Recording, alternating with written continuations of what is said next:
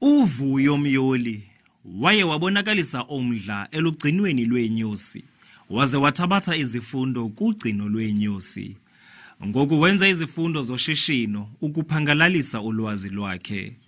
Ugcino lweenyosi ludlala indima enkulu kuqoqosho lwehlabathi jikelele. Uthi kwezi zifundo uqaphele ukuba ezi ziquququ zisebenza nzima, zezinambuzane, zivelisa ubusi, amafutha okuthambisa, zikwancedisa nezityalo. Ubusi bunesondlo, bunceda nasempilweni.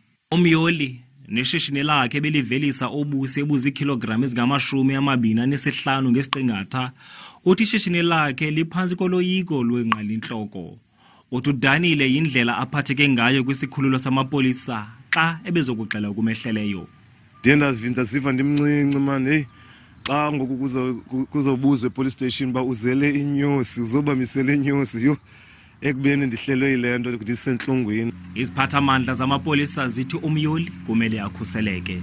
Siyacela into yoba eze ngaphambili sizokwazi into yoba siyiphande le meko, kuba kaloku laa mntu wenza ukuphila ushishina ngezinyosi and ubusi lwezinye zezinto ezincedisayo ukuzama ukulwa uqondo lokungabikho komsebenzi apha eMzantsi Afrika. uMholi uthi akuzoba lula ukuqalela phansi emva kokuphulukana neenyosi zakhe ezingamawakawaka. Athule Joka, kwindaba ze-SABC eGugulethu.